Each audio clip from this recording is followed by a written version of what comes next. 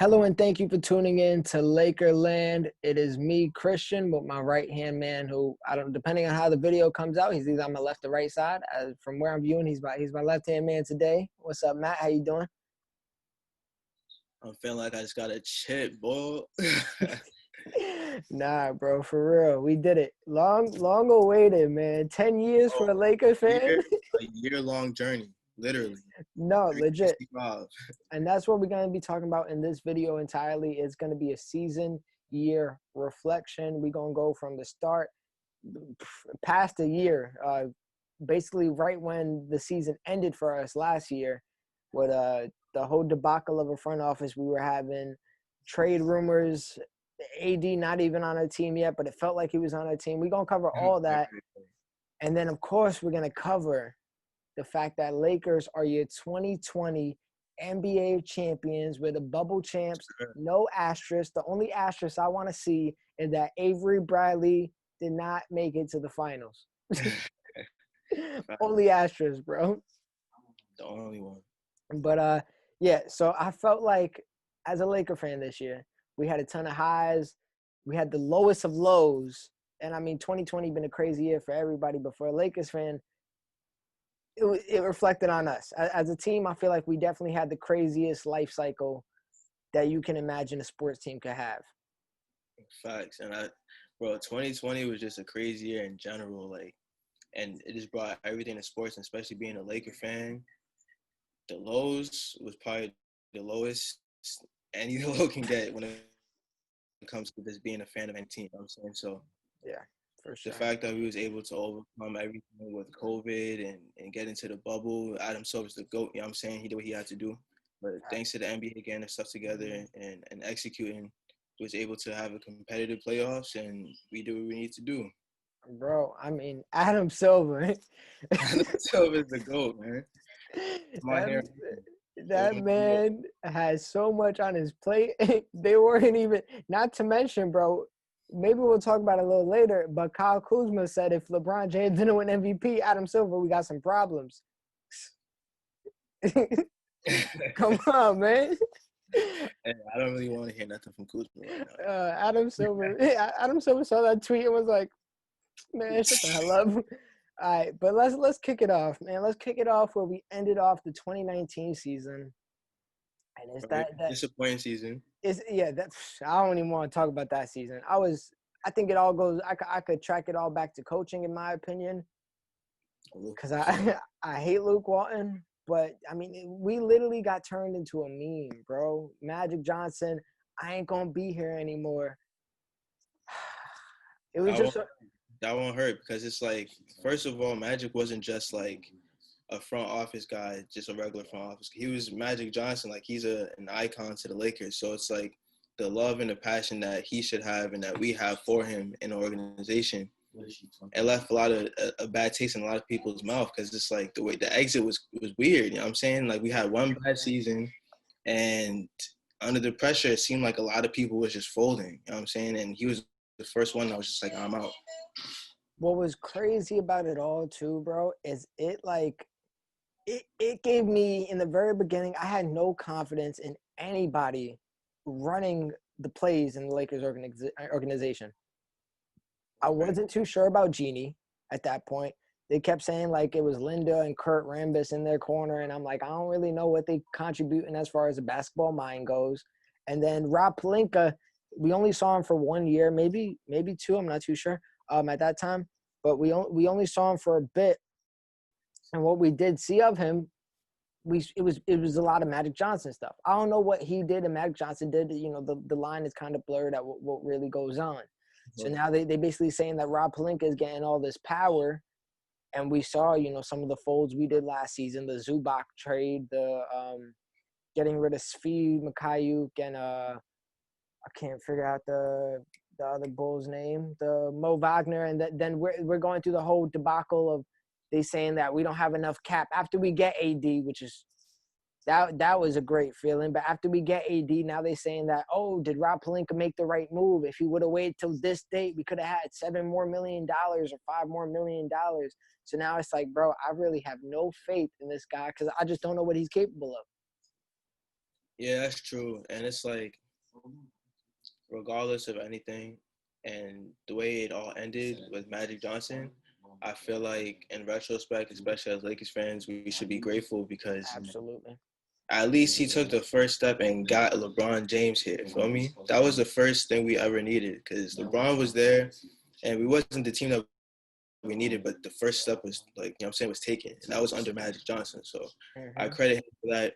And whatever indifference they had going on within the front office, whatever, as long as it worked out, it's cool. And I feel like he did us a favor by bowing out and saying, I'm just going to be a fan. I'm just going to support you guys from the sidelines. But this job is not going to be good for the team. And I respect that. Feel me? Yeah, I mean, at the end of the day, it was almost like he looked out for us. Um, It wasn't I, going to work. I don't know what him or what Rob and Magic did, the year prior. I don't know who really called the shots, who did those trades, who approved everything. But at the end of the day, what we saw in Magic's tenure and this tenure is a lot different. It's a lot, and even little things like, I don't know if you noticed, but last year, especially around that trade deadline, when it was like, are we gonna get AD? Are we not? And we're like kind of on the cusp of a playoff team. Where I forgot what seed we were. Obviously, we were like the 4th seed when the Christmas injury happened. So we're probably like bouncing in and out of the 8th seed right now. But like, it was just so much rumors and so much everything. And everybody was saying it was Magic. Just, I'm not going to say he had a big mouth, but his camp was letting everything get out. Compared to this year, bro, everything was silent. Rob Pelinka Not to went like mention, an assassin. right, not to mention like the adversity that came with it. Like there were so many obstacles and so much just stuff in the way for Rob that wasn't even really supposed to be in this position in the first place. You know what I'm saying? So Hmm. I'm not really too sure how everything worked out, but he got it done. Somehow I pulled scraps together. I mean, like the whole Kawhi situation, that was a big deal, right? He Yeah, had like the whole league on lock for a little while, and he had to deal with that. And then once he went to the Clippers, now it's like, okay, who's in free agency? Literally, all rejects. Like, you know what I'm saying? We had a list of pretty much people who didn't want to, like, no team was claiming them. that's something I wish And we had, I would have pulled up. I wish I had the how long Kawhi took to make that decision, because we talked about it just a little bit, and I don't think we got to get into in depth about us landing AD. Obviously, that was a big deal. I think looking back at it now, it's even some of us were asking, hey, did we spend too much? Did we give away too much of our youth? Did we give away too much of our picks? Hindsight is 2020, but right where I stand now, I want to throw the Pelicans a stimulus check. Like, here, my fault. I should give you more. You guys need some support right now. take a draft pick. Yeah, bro. Here, have another one. We're like the bottom of the pool this year, anyways, because we did what we had to do. And And again, bro, and again, I credit a lot of that Adam Silver. Because think back, Lakers fans know, real Lakers fans know. Rest in peace, Stern. We could have had Chris Paul years ago. years And ago, for bro. no reason, it was a valid trade. We was offering a lot, like Paul Gasol, Lamar Lamar Odom, Odom. right? Two of our champions. So Chris Paul got rejected. It could have got rejected easily this time because it's like, who wants LeBron James and Anthony Davis on the same team in reality? They ain't even want Kobe and Chris Paul. I didn't really think about it like that, to be honest. And yeah, New Orleans is so the whole thing with the David Stern situation is some of the teams I don't think have like ownership, and they're kind of owned by like the league and something of that sort. So when a trade happens, the league kind of has to approve it. Right, where if they just like, or the Daryl Morey's Oh, where they're owned by. I'm not hearing it. I don't know, bro. I'm not going to justify it by any means, but they could have pulled some crazy card. They could have done it. But whatever. End of the story. We got AD, and then yeah, Kawhi was just dangling his like free agency right in front of our face. The thing is, though, like looking back at it, I wish we didn't even really pay any mind because I feel like, yes, we have to respect that he's a free agent, but do we really want him on the team? Well, Think that's about so. I felt so indifferent at the time. Like, yo, if this happens, like, how do I feel if we have LeBron James, Anthony Davis, Kawhi Leonard, and then we really can't get anybody? It has to be the rest of G League players You because we have no. so you do say that, and I think looking back at it now, since Kawhi did that little dangling in front of our face, we had, that $24 million to spend or whatever their amount was. What did we do with that amount? I don't know if you remember exactly. We got Danny Green and we got KCP. We got KCP back. Avery Bradley, Rondo, Dudley, Quinn Cook. They were all vet minimum exceptions and room exceptions. We could have got them even if we got Kawhi, which is the crazy part. We sacrificed Kawhi and instead got Danny Green and KCP. But yeah, they got the bread though. Yes.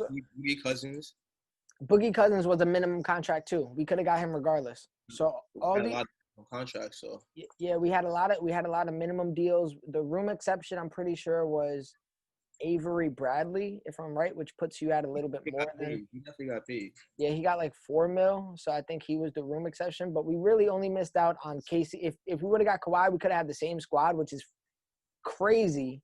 But without Danny Green, who goodbye, and KCP, which KCP love-hate relationship in the very beginning of the season, but came fully circle because boy, Kentavious Caldwell-Pope, bucket getter.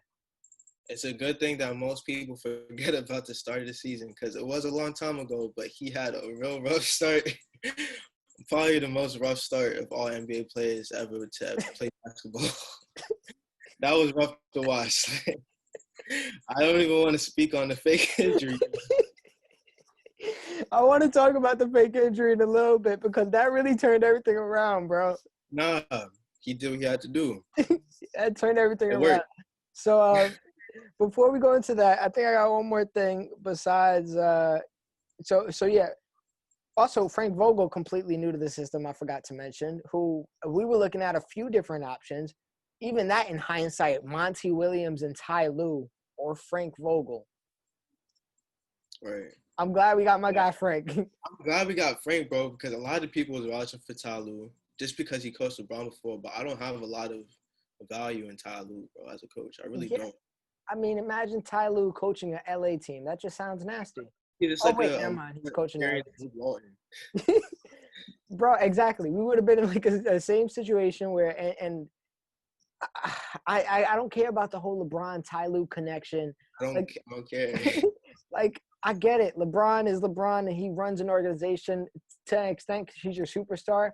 But if you I like the fact that we were able to get Vogel because it kind of showed, all right, LeBron, like, you're here, but we're still here. You know what I mean? Like, you don't override our decisions. And granted, it was a whole Ty Lue. He didn't want a longer contract thing, which looking back, it was probably an idiotic move. But hey, he just got 5 years from the Clippers, so shout out to him. Couldn't be us. Clippers shambles. Couldn't be us. That's all I'm saying. But you know what? Let's talk about it, man. We got them free agent signings, right? We spoke about them. The Dudleys. Shout out to the GOAT. Shout out Rob. Shout out Duds. The Bradley, who I loved all of his regular season play. KCP coming back. We'll talk about his run. Danny Green. Let's start talking about this, man. More DG. Yeah, how many more, bro? How many more? But let's talk about it. We saw this team come together for preseason in their first game, their first showing. I don't know if you remember that first preseason game, bro. Anthony Davis had like 6 dunks in the first quarter, and I was like, all right, bro, this is it. Nobody's stopping us. Wave the white flag. It was a beautiful because it's like, bro, when you get the stuff on paper, right, and it's kind of like an anxious feeling because we've seen stuff on paper before that didn't work out, right? We had Kobe, Dwight, Nash, right, and we was hella excited, and it turned out scarred from that, man. Right. So you never know. You kind of have an anxious feeling, so you never really know how it's gonna gel, chemistry, and off the bat, especially preseason games, things tend to be kind of all over the place. So you don't even want to see that. Even though you understand, you don't want to see that. Mm-hmm. And they definitely didn't even disappoint us with the first game into the league all together, and especially DG. He was playing good in the beginning. Like, all the role players were playing good in the beginning. If you think about it, he was hitting his shots. Bradley was here. He was there throughout the whole season until absolutely. KCP, he had a delayed start. It's cool. Kuzma, he was here offensively. He was here. Well, he was battling injuries in the very beginning. And let's talk about it. The first game, man, you said it from the first game. We saw what could be there. but we took that L to the Clippers, and First night, man, and at the time I was really hot about it. I was super, super. If I were to put myself in those shoes of that, whatever opening day was, October 22nd, maybe, I'm not too sure, somewhere around that range. I was hot, and I was like, bro, like our offense kind of looked like crap. Our defense was pretty damn solid, but like I didn't like the shots AD was getting off. LeBron didn't have the best game, and Danny Green, surprisingly, was the one who kept us in that first game. for real. What he had 20-something points? 20-something points, man. He was Like, absolutely killing it. And I was like, yo, if this is what we get from DG, it's a wrap. nah, I was And we never got that again. Yeah, I mean, he had like a couple highlights throughout the season, but overall value, especially in the playoffs, was definitely disappointing. But it's all about how you bounce back. And Lakers, in the very beginning of the season, they said, we do not want to lose back-to-back. And they didn't, man. After that, they went on a 7-game winning streak. And I think you remember the pattern, bro. We'll get punched in the mouth, we'll lose a game, and then bounce back with 9 straight wins. It's something crazy. I was just about to say that you have to understand now with this team, and especially the way it's coached, you have to expect, for some reason, to just take a game 1 L. That's like, you know what I'm saying? That seems to be the trend. When there's time off and it's time for game 1, it's kind of like a feel-out game. It's kind of like just to get it out on film and analyze it later and see what they need to do. Because that seems to be their best practice is game 1s. Yeah, man. They got this team this whole time needed to get punched in the mouth a few times. And once they got punched, man, they said, I'm not going to get punched again. And they got right back up. Yeah, Frank Vogel, man. Frankie V. Shout out to him. And a lot of games, too. In a lot of games, it would be the first half, get punched in the mouth. Halftime, Frank puts in work, makes defensive adjustments, offensive adjustments, and we smacked them in the second half. You know me and you used to talk about it, bro. I don't know what Frank Vogel used to tell him, but they were different monsters in that second half. Yeah, I think it's the defensive mindset he has. He sees what's going on. He sees how the rotations needs to be fixed. Go into halftime, talk to him real quick, let them know what he needs to do. And it's a talented group of guys. They're going to do it. I'm saying we have Rondo on the bench, at least if he was hurt, talking. Bron is always talking. Dwight is a talker. Duz is a talker. We have so much like experience on the team that's like we have like 5 different coaches. I mean, to a lesser extent, even JaVale McGee at the time, a 2-time champion. So right. It was all there. And once again, I mean, when we get into the postseason talk, it'll really reflect. But shout out to Rob Pelinka because he was able to put together such great heads, not only for basketball, like playing the game, but such great basketball minds that it was like we knew exactly how to respond. And that was because this guy picked up all the veterans. He picked up all the winners, the ones that people counted out, the Dwight Howard that people were like, you know what? The guy's lost a step. He never wants to adjust to a team. He never likes to accept his role. What was the whole mantra of this season? It was be a star in your role. And that's what everybody did.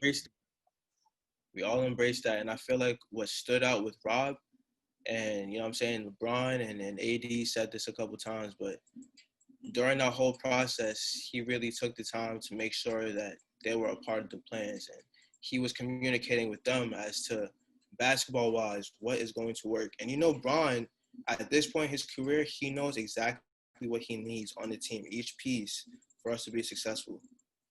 So for them to have that type of communication with Anthony Davis in the picture now, they was able to pull that off no matter whatever we had left. Because, look, we had guys, we had G League rookies in the playoffs playing minutes.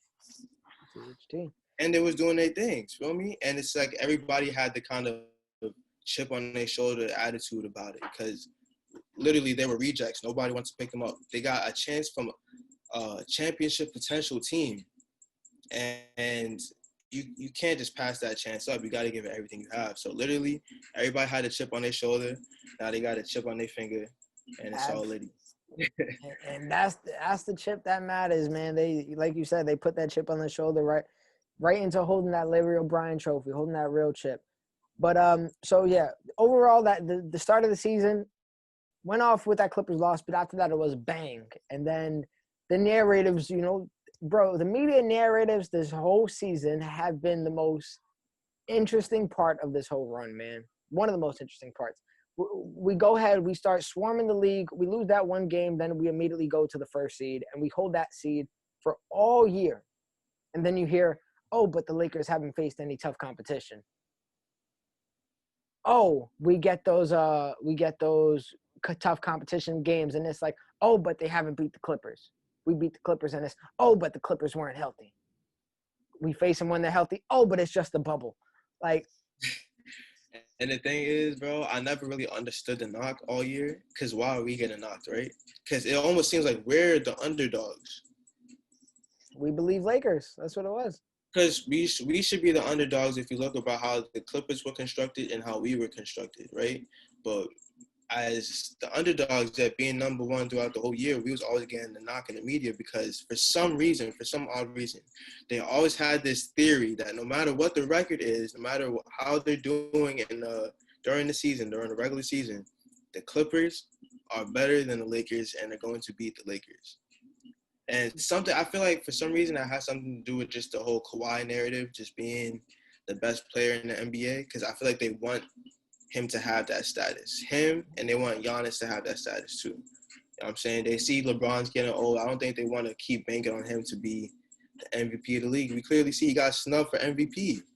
Yeah. So this is a clear agenda in media and just like organization relations that they want to push certain narratives, and it all is just not in it's not in our favor. Which is weird because I guess for a media standpoint, they really wanted it to. The Clippers were, we could say what we want about the Boston Celtics, but right now the Clippers are our biggest rival. They share the same arena as us. They go in for the same exact talent as us. They keep trying to kind of take over the same things we really made big. Whether it's even now they're trying to buy the Forum Center, the stadium we used to play at. It's just. And what? Kawhi did a slime, bro, and then he had a whole rollout. People forget about the rollout, the commercial. Yeah, the keychain with the. Yeah, come on, man. Street lights over spotlights. See, that's what I'm saying. It was like the Clippers' whole character behind their brand was we're not the Lakers. Yeah. Like we're built different. When in reality, we were built different. The Clippers thought all year that they could just, they could kind of put the car in cruise control, and when it's time to race, they can put their foot on the gas. Meanwhile, Lakers went the whole I'll say the first half of the season, the pre-bubble play. We went the regular season with our foot on the cruise control because we ain't even play. There was games where we faced the Rockets and we will lose or we win. It doesn't matter. But the media reporters be like, hey, what did you see about them? And Frank was like, we got another defensive plan when it comes to the playoffs. Right. Like that's the forward thinking that we had, and I'm just so grateful, and I appreciate the coaching staff for doing their like Alex Caruso started in the NBA Finals game, and he never started before in the season at all. That's special, man. That's great because like all Lakers fans love Alex, man. Like he's the GOAT. For real, he puts in work, and he's been putting in work since he got to the team. So. Even when we wasn't doing as well last year, he was always like a standout, like a bright point in our offense and our defense. Like even like when I say offense, I don't mean scoring wise, but like he just does the right thing. Like as a place he's not just a floating jersey. You know what I'm saying? He sets the right screens, he makes the right cuts, he makes the right pass. His IQ is up there. He's a great basketball. They don't show up on the stat sheet at all. But they're like the most, not going to say the most important things, but when you're playing with somebody, you need somebody like that. You need somebody who's actively cutting, not only so he could get open, but so he could take that man with him. And that frees up the lane for LeBron. It's exactly what they wish like Pat Bev was. You feel me? Yeah. That's a fair comparison, except Caruso doesn't do the talking. He might do the little, you know what I mean? He don't do no talking. He do the bald eagle joint, headband joint, you know what I'm saying? And that's it. On his business. And he would talk. But the narratives were not at a higher point than when we took those 4 straight L's, bro. And it was to a point where I sent this to you. I sent back the list a few days ago to you, and you were like, When did we take 4 straight losses? I don't even remember that, bro. It's really I put that joint in the back of my head, bro. Like really suppress that joint because at low point, like for real, it's depressing because when the whole media is against y'all, and you're just so anxious to do good, and you go through a stretch where you not only lose 4 games, right? Because you don't even want to lose 2 in a row. You lose 4 games in a row, and it's the teams that matter. You feel me? That Bucks, hurts. the Nuggets, the Clippers. Let's talk about the Bucks game specifically. Do you remember that game? And do you remember how you felt when Giannis said, "Crown me"? Hey, man. I mean, the NBA is responsible for all of that. Why is he feeling like that? Think about it. Well, to be fair, bro, he was killing our ass that game. He was kicking our ass. That's why he felt like that. And, all right, yeah, that's cool. That's cool. But also, Markelle Fultz was giving us the work too. Are you on his level? Are you the same thing as Markelle Fultz? Giannis, MVP, DPOY, right? Can't make it out the second round though, right? Too soon. That's all I'm saying though. It's like all these media narratives is so wacky. It just don't make no sense. I don't know.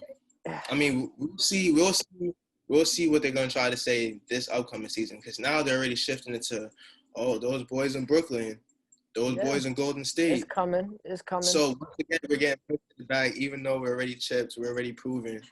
We faced all the obstacles. I mean, I'd rather have that perspective. I'm not gonna act like to a certain point, bro. And you know how I am. When me and you text every game, Right. and you the laid back one. You definitely the more laid back. I will figure this out. Frank Vogel got him in check. I'm the one, bro, who's like, I cannot stand Danny Green. We have to trade him right now. Like, but I'll be saying that too. I think everybody be saying that one. But like, I am the super. I'm not gonna say overreactive, but I am the person who is a bit reactive. So, no, you're a little dramatic. Yeah, I because am. like it's. I mean, because it's really about the way we play. Because we take punches. For some reason, like I guess our game plan is to fill it out. We don't really have an offense to start off when you think about it. We start off kind of like flat and just try to play defense and try to score somehow. And then we figure out what their game plan is for real and work around that. So it is kind of like a roller coaster feeling, but I have faith in what we set up. Yeah, and I didn't really. So at the very beginning, I'm not gonna lie. Sometimes I fell victim to some of the narratives, especially that Christmas Day loss against the Clippers, bro. I was distraught. That was the worst loss I think of the season by far for me, and including the playoffs. Like we lost that game 1 to the Blazers, and I was still more distraught with that Clippers game, man. For a fact, Blazers was scary. It was super scary. Blazers was scary because of how hot the Trailblazers were in the bubble going into the playoffs, and then to start off with a win like that in that fashion was scary. But Christmas Day, bro, remember it vividly, right? And let's talk about it. Floor is open, bro. This is the same issue that I might have to this day, and I hope that we can fix in free agency, right? Do we have a closer? Anthony Davis, I might argue, is the closest thing we got to a closer. We saw that with the Nuggets game 5. Was that? No, because we beat Nuggets. Yeah, game 5 or game 3. It was game 3. No, we lost game 3. It was game 2. My fault. I'm all over the place. Game 2 It was game 2. But I think, yeah, it's a main concern. Luckily, bro, we didn't really need one for the whole year. But we do need somebody who could punch back at the very, very last second with the shot, and that isn't Daniel Green. It's not Daniel. I mean, he gave us hope though, because the Mavericks game. Yeah. That was a great feeling because we felt like that was like the first real playoff feel type of game. Oh man, I went crazy for that game. I always make a joke out of it because I was in my girl's parents' crib and we went the weekend over there, and like everybody was asleep because they had work the next day, and my girl already fell asleep. And bro, Danny Green hits this crazy shot to send it to OT, big buzzer beater, and I gotta be quiet as a damn mouse. I'm like, I look Oh, crazy and I'll shit, be, try not to wake up my girl. or I'll be screaming, waking up all my neighbors. All that. I don't care.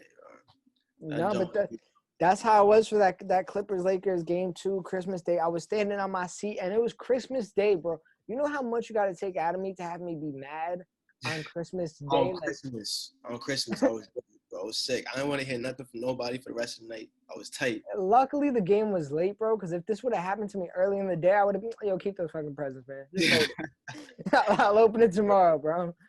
But let's think about it. It seems like throughout the course of the season, right, our clutch or last second situations, our game plan seems to be LeBron create a shot for somebody else. And that's what it's always been for him. How do you feel about that, though? Like, are you confident in feeling like, you know what? We don't need somebody to be a Kobe or a Jordan, just go at it. Like Kawhi would, you know what I'm saying? Bro, we're both diehard Kobe fans. I spent majority of my life watching this guy, regardless if he made it or missed it, take that shot because he knows it's on his shoulders regardless. Regardless. He knows if he takes the L, it's on him. He knows if he takes the W, it's on him. Right. And my favorite player right now, I'm pretty open about it, is Damian Lillard. And he got that same type of mentality. He got that same type of blood in him. Right. I would love it if LeBron was that guy, but I'm at the point where I kind of know he's not. I'm hoping eventually, the torch is being passed to AD slowly but surely. I'm hoping he can become that killer. And he looks – every time he takes a game-winning shot, bro, it goes in. Beside the Brooklyn one, but who cares about that game? But the important thing is he took it with confidence, and it wasn't far off. But it's just the fact that he took it with confidence. He wasn't scared of it. Feel me? And that's really what I want. I just want a good shot with confidence. If I get that, if you make it or miss it, that obviously I want you to make it. But if you miss it, I'm like, all right, I'll take that on the chin, knowing we went out with that shot. That was definitely refreshing to see because AD in the beginning, I know that like coming into the Lakers organization, especially like as a big, right? Shaq's spoke on this before. The pressure is crazy. You have to deliver, right? And you have to live up to a certain standard of great Laker bigs, right? So in the beginning of the season, his shot was kind of struggling a little bit. I know you was kind of worried. You was like, I don't understand. Like, I'm kind of worried about shooting. I said, bro, don't worry about it. You know what I'm saying? Just let him get comfortable because he's not comfortable yet. This is a new team, new arena, new fans, new energy. But he's going to gel. Throughout the course of this season, it's going to be a long season. He's going to get comfortable by the playoff time. Bro, I'm going to get him ready. Like, he's going to be ready. What we see, bro, I was seeing a bag that I never really even seen from him before. I'm talking about, from like, a big man, period. Pulling up off the dribble, all types of, like, mid-range, jump shots, three-pointers, getting to the basket in the post, high post. You remember that one move I think he put on Whiteside in the playoffs? He had a crazy, like, in and out dribble. Yeah. Yeah. Like I'm saying, he's getting to a bag, and I feel like he's developing to that killer. And it's going to be crucial, bro. By next year playoffs, he's going to be crazy. I was listening to Duds on, I think it was the Bill Simmons podcast, the Laker hater. But I was listening to Duds on that podcast, and Dudley basically said, like, AD knows – AD's a worker. He knows that he's a monster now, but if he gets that shot to where it needs to be, like he just said AD just started really to focus on that three-point shot within the last few years. He said once AD gets that shot to where it needs to be, he said he already got the mid-range. Once he takes a few steps back, water. AD will be bro, we got a guy who is 27 years old. Mm-hmm. Like, I hated the whole idea that we traded our future for Anthony Davis. Like, Anthony Davis wasn't the present and the future. Right. Like, I think he probably does a 3+1 deal if I was to bet money. because I think he'll be eligible for like a 10-year contract and he'll opt out then, because he could get a different type of max. But not even at the end of that 10-year run, he got the potential to really, in 29 years old, 30 years old, fine tune all those skills, bro. And I'm afraid of what a 30-year-old AD would look like. He just got to stay healthy because every time he hits the ground, He alright, man. He be alright though. That's the thing. He be alright, and it'd be the scariest thing ever. Because how many times I can't even count one hand. How many times throughout the season it was like his season is over. Like I said to myself, it might be over. It's terrifying because it's like, bro, like he be dying on the court. Like terrifying. It'd be looking scary, bro. I never seen somebody willingly throw Broken himself arm, on the floor so many times, bro. We should have had a count all season. We probably would have like lost count after a while. But how many times AD hit the floor? I'm gonna keep counting this time, bro. I'm gonna have to. I'm gonna keep a tally every game. It's gonna be at least. He's gonna average at least 3 a game. And I think he learned from KCP a little bit. We talk about the KCP moment because KCP missed a wide open layup, and all of a sudden, his ankle was broken. Wait. You can't just say he missed a wide open layup. He had about a 10-game stretch of probably being the most ass player in the league. Ever. Let's face it, bro. I'm talking about the low lights was probably all-time high. Airballing layups, airballing jump shots, missing everything. Field goal percentage like what, 20%? It was looking bad. Like it was looking crazy. All right, what game was that when he missed that? Oh, bro, I can't remember that. I feel like it was an important game, bro. It wasn't Christmas, was it? I pray to God it wasn't, bro. I would have been sick if it was. Bro, so all right, so the narrative is crazy. You know what I'm saying? It's all over social media. KCP, it's a whole joke, right? People already, Lakers fans trying to hold his head up. You know what I'm saying? Don't be on social media, right? But you know they listen to it. And his head going to this game, he's worried about performing. Everybody knows it. It's mad pressure. You've been asked the whole season. This man had a wide open fast break, and he was playing ass leading up to that point too in that game. Wide open fast break, and this man missed the layup. Bad, bro. Bad. Right? He sees that he misses the layup, and this man immediately grabs his ankle and runs to the locker room without being checked by anybody on the bench. But he goes into the locker room, bro, and not hearing nothing. Not to mention, this man grabbed the wrong ankle. This man and grabbed his lug. That was the funniest part of it all, because you know what happens after an injury. You know, the camera crew brings it back, the production crew brings it back, and he's like, yeah, it's this step right here. So they're walking through it, and let's say Kevin Harlan or one of the crappy TNT folks is like, yeah, if you see right there, stop it. Right there, it looks like he might have tweaked that ankle. And then all of a sudden we see him walk off holding his other ankle that, like, oh, wait, hold on. Let's show the replay again. And then the announcers is like, yeah, I don't know what happened. The worst part and the funniest part of the whole situation was afterwards, the doctors was like, you see, it's fine. This man came back at the end of the quarter. Perfectly fine. The doctors was like, he seems fine. I don't know. This man, Frank, post-game was like, yeah, he's walking around, what he said, comfortably. He's moving around comfortably is what he said, bro. I think word for word. He got me weak. But I guess, you know what I'm saying, he took the necessary precautions he needed to do because he came back playing how I expected him to play and how I wanted him to play. So, bro, no lie, I don't think he missed a layup since that one injury. No, for real. Like, he was the one consistent driver that made his shit every time, bro. He was on it. Danny Green, on the other hand,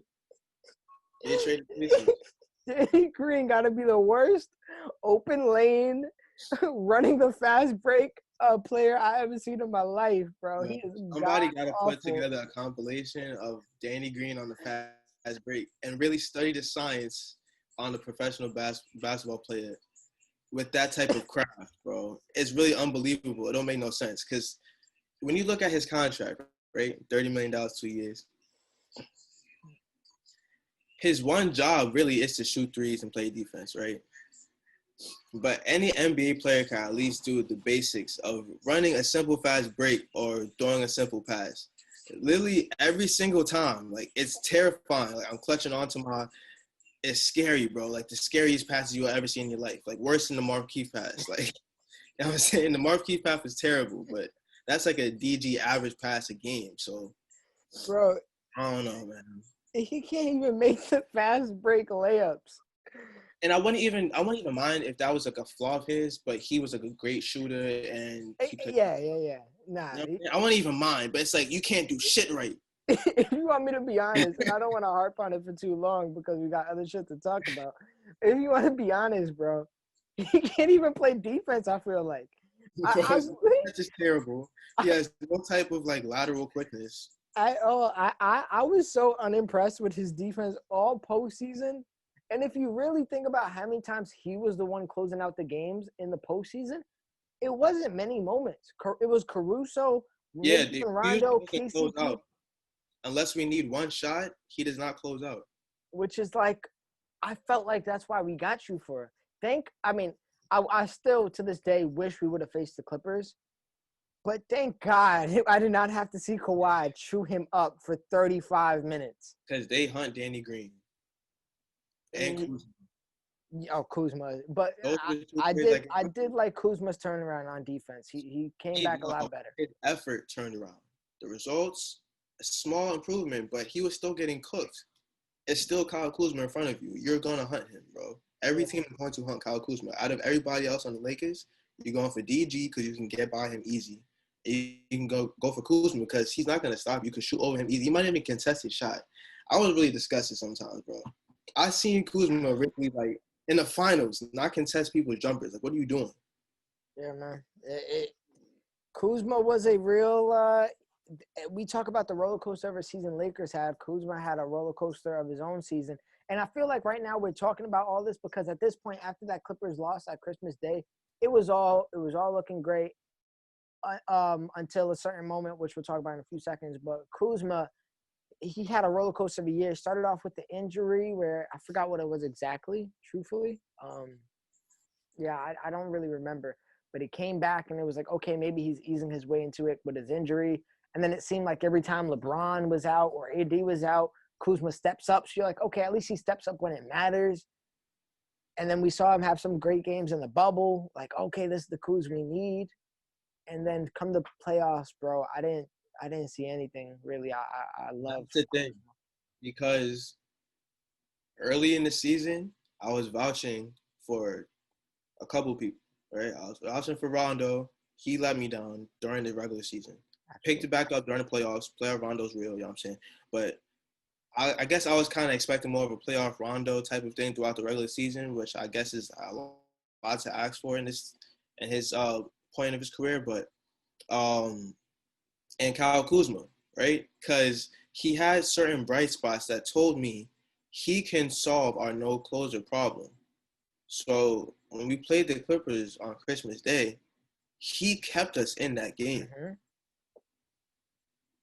You know what I'm saying? He was that offensive surge off the bench that kept us in the game. And I felt like we needed that because, not going to hold you, a lot of times when I think about our team, especially last year, I was like, all right, what do we have that can counter the Clippers? Since they seem to be our biggest threat. They have a Lou Will coming off the bench. We need that same type of offensive energy to come off the bench with it because there's not much you can do to stop Lou Williams. When he's hot, you can't stop him.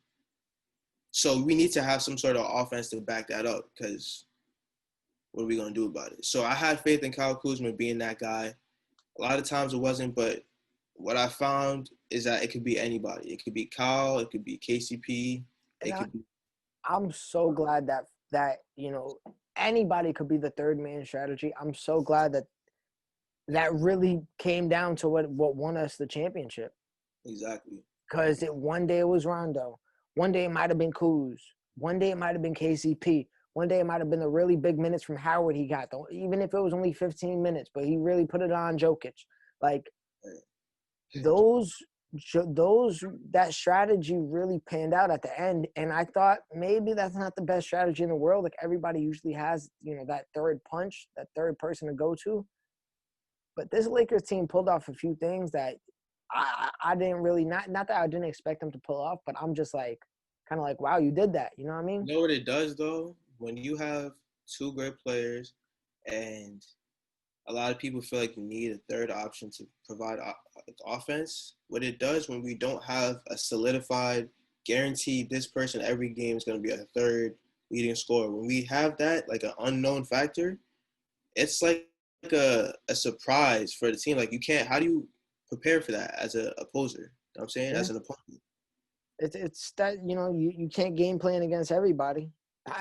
We seen the Lakers perfectly game plan against Lou Will because they know what he's coming with. At Yeah. the end of the day, you don't know if KCP is gonna make no threes and miss a layup or make 4 out of his 7 threes and get 17 points. Yeah. Or, Because or Bradley in the case when we beat the Clippers later on, and Bradley ended up going 7, some crazy 5 for 8 from 3 or some crazy ass number. Bradley was wilding. He was wilding. So it could really be anybody, and as long as we have people who put in the work and ready to step up when the moment presents itself, it seems to work because you have players like Rondo and Braun who are doing nothing but looking for other people. That's the way our offense works. It's always looking for somebody. So Yeah, man. we're not we're not a run and gun team at all. To an extent, because once we got on fast break, like we were the Oh, team we're that great. initiated the fast break. We were getting fast breaks off of made baskets on the other end. Yeah, no, we're great in transition, but once we're set in that half court, it is mute. we waste time on the shot clock. We take time. Yeah. All right. So we talk about the ups and downs of the season. I feel like it doesn't get to a bigger low than what had happened on, what was it? I feel like I remember it off the top of my head. Is it January 22nd? I don't want to. Let me look this up real quick just so I have my exact date, but I'm almost positive it's January 22nd. But you guys know what I'm talking about, and it is January 26th. My apologies. January 26th when we lost, and it sucks to fucking say, but the late, great Kobe Bryant. I don't want to talk about how I was feeling that day because that's a whole nother box of emotions and everything else. But just looking back in that Lakers season, that was like the bigger than basketball, lowest of low you can possibly ever feel, especially for a Laker fan, Laker team. Definitely bigger than basketball, and it's crazy because it in the moment it didn't feel real. You know what I'm saying? Think about the game before. Like if you know, Oh man, right? I completely I completely forgot about that whole. Game in Philly. That was a big game too, bro. That was a really big game. LeBron also, I think it was past Kobe on the all-time scoring list, right? That was a big game, Scoring man. list. He went to third place. I remember that morning. And I was still tight about the Sixers loss. Luckily, I was off that next day, so it was a Sunday. And I remember that morning, bro. I was eating cereal. It was upstairs in my kitchen eating cereal, and I was still tight about that Lakers loss. And Kobe highlights just happened to pop on my Twitter feed. And I turned to my girl and I was like, damn, man, I miss Kobe Bryant because he would have took care of that game last night. And then later to hear the news, bro, at the afternoon of that day, I put my phone down for 45 minutes just so I could chill with my girl for a little bit. And then I think you said you took a nap, right? I was taking a nap and I woke up and I checked my phone and I was like, no way. Because, people, I was getting hit ups like. Yeah, bro. And it was kind of an eerie feeling because, like I said, leading up to that, it kind of almost felt like, yeah, it was a Lakers game, but it was almost like a Kobe tribute as well. It was in Philly. It was LeBron passing Kobe in a Lakers jersey. It was also, you know what I'm saying?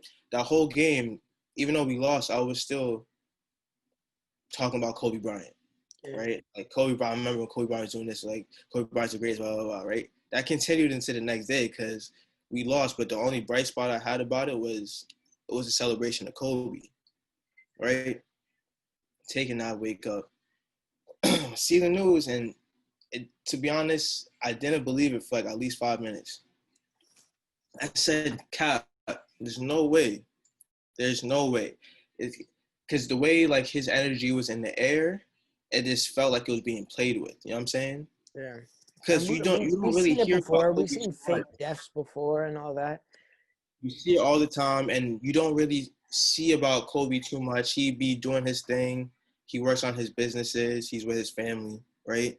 And he pops out for a tweet and an Instagram post to show love to LeBron, right? Which is like a big deal to the world because how often do you see Kobe's, like, you know what I'm saying? So, right, his energy is in the air. There's love in the air. And then you get hit with the news and just coming to grasp with it within the first couple of hours, and nobody had any details at the time, and there was trying to piece together names that was involved. Everybody was praying that the daughters and Vanessa wasn't in the copter. It was a crazy emotional. I don't even have words to describe how Yeah, bro. crazy it was. I mean, Right?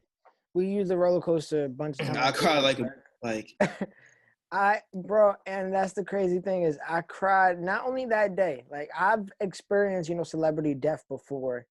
And it's like, it hits you like, wow, that, these people are real. Like these people aren't just, these figures you see over a TV screen or over, headphones or whatever the case may be. And like, I shed a few tears when a few other celebrities passed, but not Kobe, man. Like, Kobe being Bryant, I not only did like I weep like a damn baby for that day, but like for the next few days, bro, I was fucked up. I was fucked up bad. All I can do to like really help the situation at all is I was just flooding everything I could watch on Kobe Bryant. Like, you know what I'm saying? Highlights, documentaries, anything. I was watching everything Kobe. And it just made me feel good because it just showed how great of a person he was, how much he contributed to the world and his time. And leading up to his passing, what he was doing for women's basketball Mm-hmm. and his daughter was incredible, right? And for things to happen the way it did is like just heartbreaking.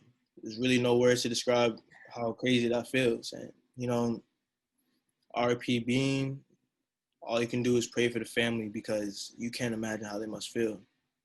Bro. Losing the head of the family and the young daughter who Yeah, had so much potential and so much greatness ahead of her. We all saw it. of course, man. RP Kobe, RP Gigi. And that was like the real point in the season where the whole me stressing about anything basketball related for some time just ended, man. I was like, this is just bigger than the game I'm watching right now or the game that's coming on tonight. And even, the games got pushed back. Lakers game got pushed back for a few days because nobody wants to play in that, bro. Not with that aura. Then Right. we obviously had the LeBron Kobe tribute, the goddamn Staples Center tribute the whole night when it was his memorial. It was a bunch of those type of things, man. After that, the All-Star game tribute. And a lot of times you're like, this, I'm glad it's being done, but this shouldn't be done. This shouldn't have to happen. Yeah. Like, why do we have a 24 on a jersey? Like, it shouldn't have to be that. It The didn't KB feel patch. real for a long time. But looking back at it, if it's nice to know that the NBA and like the world kind of came together to support each other and to support the Bryant family and Kobe and Gigi. You know, the the loss was felt greatly throughout the whole world. When they was doing the 8 and 24 shot clock violations and all that. Yeah, man. We did a lot because it affected so many people beyond Laker Nation. Like every basketball player felt that. You know what I'm saying? Every single one, because especially millennials and people in our generation who grew up watching Kobe Bryant. He was like our Mike. Let's Yeah. face it.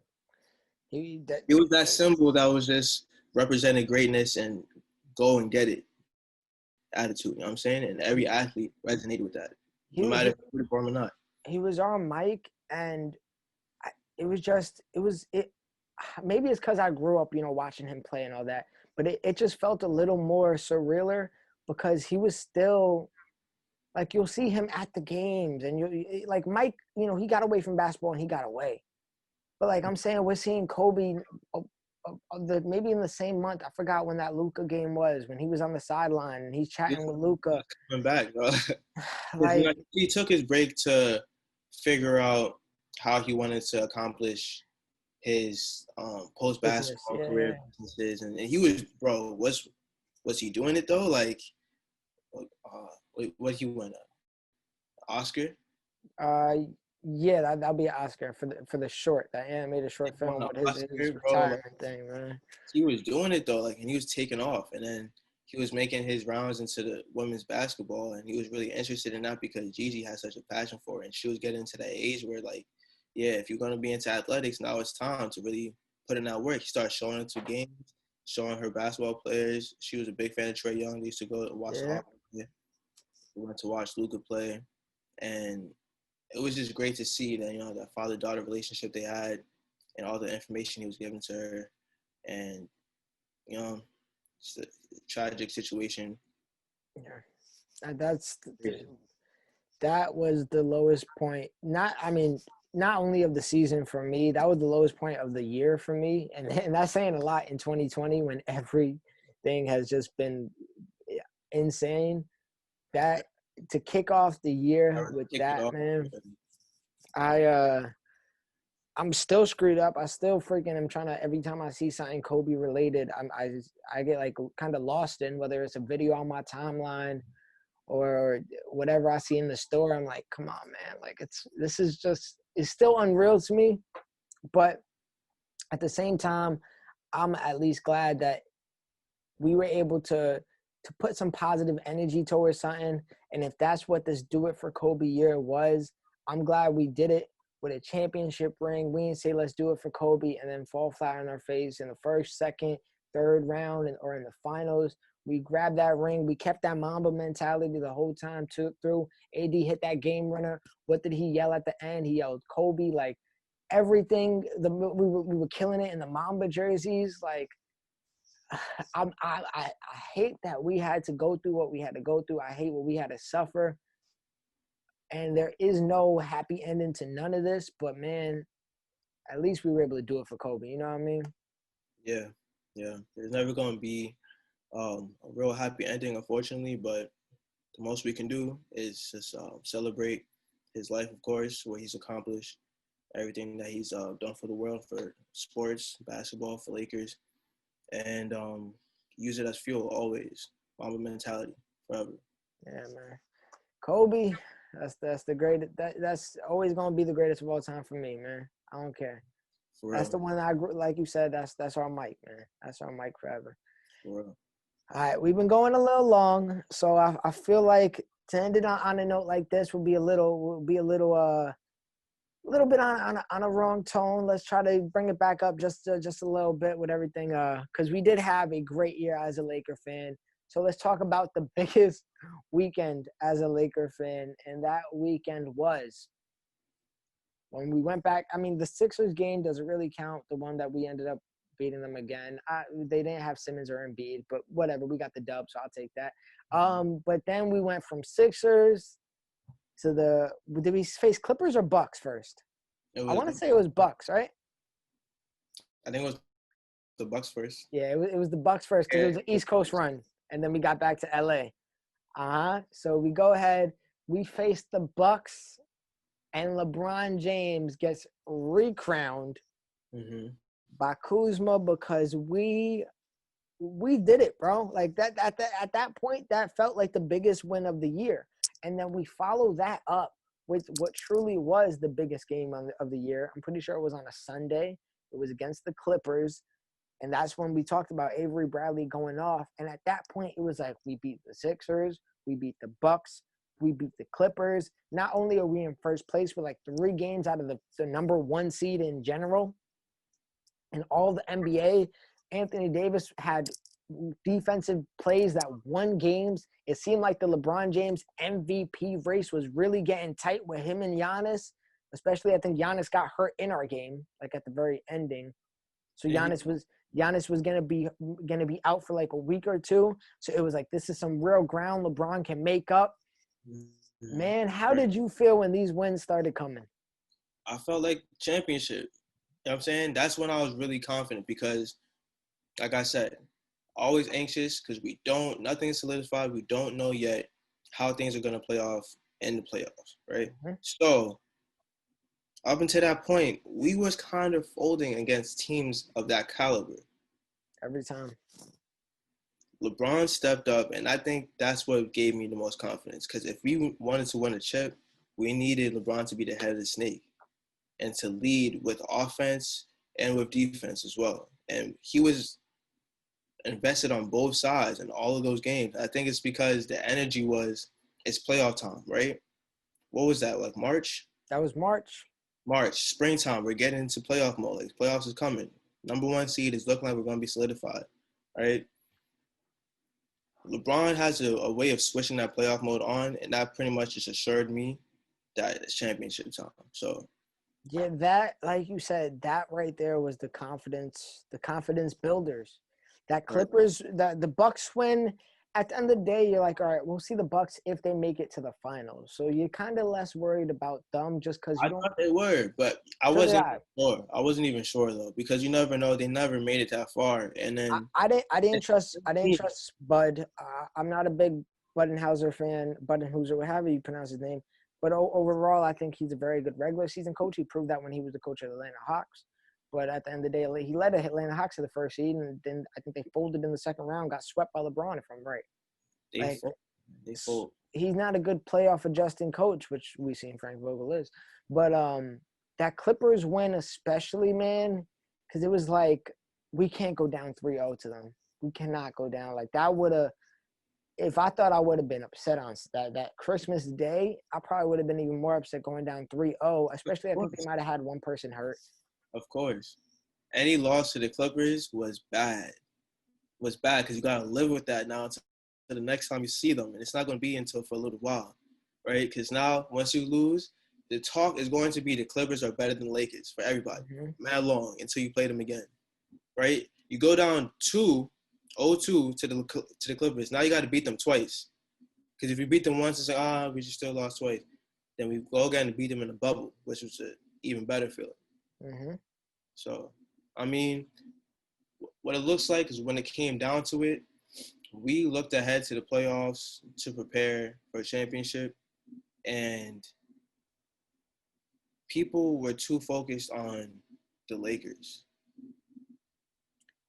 Well, it's something I want to kind of cover at the end of everything. Just, I love, and still, even you kind of teased it, man. Lakers won a championship, and what are they saying? Oh, yeah, but they got the Nets next season.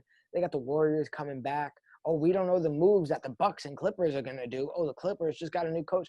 Like, is people and even with the whole asterisk, the bubble championship, they're trying to undermine this championship. At the end of the day, this is the cost of the Los Angeles Lakers. That's what I just got to face at this point. Yeah, I guess, man. They didn't trade the Warriors like this, though. That's all I'm saying. Yeah, but the Warriors don't have 17 chips, do they? Hey, I'll definitely say 17 chips. It comes with the cost of being, Los Angeles Lakers, the Hollywood team, the team. You know how many people I've seen complain that they didn't even rebuild right? That's unfair. They got AD. That's unfair. Who cares, man? We also got a chip, so it don't matter. You didn't rebuild right? Are you shitting me? Bro, that's what they say. No, they must not know. One of my favorite tweets from me all the time. I vouch for Earl Clark in real life. I needed Earl Clark to get more minutes, bro. I was so mad when he went to Cleveland. We've been through it for some years. It was rough. I got Jordan Hill's autograph in my closet. Jordan was a real one. He was solid, bro. Jordan Hill's autograph, bro. I still hate Steve Nash. I went to that game. It was Steve Nash's birthday. I'm like, all right, Bulls definitely going to be in a good mood. And then Steve Nash walks out of the tunnel. Everybody, all the Lakers players is out here giving autographs. Steve Nash walks out the tunnel on his birthday. Everybody's like, "Yo, happy birthday, Steve!" And he doesn't even look. He just to go out and drop me 8 points for the entire game. Right. Break his back carrying some grocery bags. Grocery bags, bro. Unbelievable. Steve Nash, you know what? I can't wait to beat the Nets just because of Steve Nash, too. I didn't even think about that. I can't wait to get back Also, at him. I just want to point out, too, there's been a lot of year 17 talk. We never seen a player like this in year 17. Ooh. I just want to point out, because it's been said too many times without anybody interrupting or pointing out, Kobe Bryant had probably one of the best runs of all time in year 17, putting the whole team on his back. It sounds crazy to say. That was one of my favorite Kobe's to watch, bro. That probably was my favorite, bro. That's what I'm saying. He seemed like unstoppable. He was going for like 30-point triple-doubles, 40 points, like every game. He was playing like 45 minutes on average, at least 45 minutes. I feel like we just saw. He's playing point guard. Point guard. I feel like we just saw something very similar, and this is why he's my favorite player right now. What Damian Lillard just did to get his team in the bubble and get his team like that. Right. That is exactly what Kobe did, except he freaking tore his goddamn Achilles, and we didn't get to see if he could keep that momentum for that first round, because I still think we would have had a chance, bro. We were on fire. The way he was playing, bro, he was unstoppable. And let's not forget, he got the nickname Vino for that reason. People forget about that. Year 17, people also we've never seen a player. We've never seen a player in year 17 ever perform. Like, come on, son. How y'all forget that easy? Come on, man. He went out with the last game with 60 points on the board, bro. 60 points, just like that. Talking about the GOAT. I don't want to hear nothing, bro. That's it. I don't want to hear nothing. I feel like this is a good way to end the I'm not going to say the first real episode of Lakerland, but I'm really trying to make this a consistent thing. As long as Matt is up for it, I'm up for it. This is what me and Matt do on a day-to-day after every game. Me and Matt sending voice memos to each other. OD, bro. Recaps, talking mad shit about Danny Green. We do this. Danny Green, we're going to get to more slander on you next episode when we finish our recap of the Lakers 2019, 2020 season. It was majority. It felt like all 2020. But we will get to that on the next part of Lakerland. So with that being said, Matt, you got everything you need to say off for this round? Shout out Laker Nation. You know what I'm saying? We deserve this one. Enjoy this one. Celebrate as long as you need to celebrate. RPB. Lakers up. Chip me. Chip us. And with all that being said, let me make sure I get this quote right. I've been trying to perfect this quote for my videos because I got it from my wrestling videos. I'm trying to get a new quote for all my other videos. All right. With all that being said, guys, in case I don't see you, have a good afternoon, good evening, and good night. We out. Gonna come. Hope I'm ready when she do. All the good that way too young. Hope I ain't good enough for you. If I ever get caught up, hope it ain't shit left I could prove. Cause I'm only 21, ain't got shit left I